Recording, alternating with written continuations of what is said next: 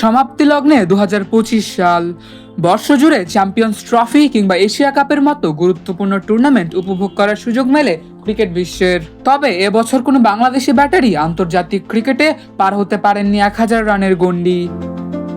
2025 সালে 3 ফরম্যাট মিলিয়ে আন্তর্জাতিক ক্রিকেটে বাংলাদেশের হয়ে সর্বোচ্চ রান করা ব্যাটারদের তালিকা নিয়ে থাকছে খেলা 71-এর আজকের আয়োজন। জাকের আলী।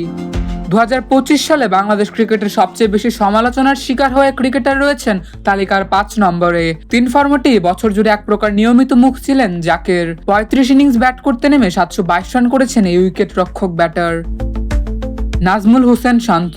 ওয়ানডে অধিনায়কত্ব থেকে ছাঁটাই হওয়া, টেস্টের অধিনায়কত্ব ছেড়ে দেওয়া, ফের টেস্ট অধিনায়কত্বে ফেরা, সব মিলিয়ে 2025 সালে শান্তও ছিলেন হেডলাইন জুড়েই। টি-20 ফরম্যাট থেকে বাদ পড়লেও বৃহত্তর 2 ফরম্যাটে দলের নিয়মিত মুখ তিনি। এই বছর ওয়ানডেতে তাকে ধুঁকতে দেখা গেলেও লাল বলের ক্রিকেটে ব্যাট হাতে অনবদ্য ছিলেন নাজমুল শান্ত। 22 ইনিংস ব্যাট করতে নেমে করেছেন 776 রান, করেছেন 3টি শতক ও 2টি অর্ধশতক। তাওহিদ হৃদয়।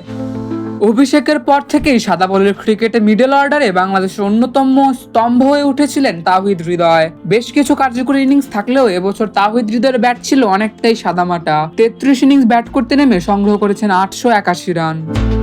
তানজিদ হাসান তামিম। এশিয়া কাপকে একপাশে সরিয়ে রাখলে বছর জুড়েই 20 ওভারের ফরম্যাটে অনবদ্য খেলেছেন তানজিদ হাসান তামিম। তবে ওয়ানডেতে যেন তার ধারাবাহিকতার বড্ড অভাব। সর্বোপরি 2025 সাল জুড়ে আন্তর্জাতিক ক্রিকেটে 34 ইনিংস ব্যাট করতে নেমে 920 রান করেছেন তানজিদ, হাঁকিয়েছেন 9টি অর্ধশতক। লিটন কুমার দাস। তালিকার সবার উপরের নামটি বাংলাদেশ টি-20 ক্যাপ্টেন লিটন কুমার দাসের। 2025 সালে মোটে 32 ইনিংস ব্যাট করতে নেমে 964 রান করেছেন লিটন। 1 শতকের পাশাপাশি হাঁকিয়েছেন 7টি অর্ধশতক। স্বপ্নিল ভুঁইয়া। খেলা 71।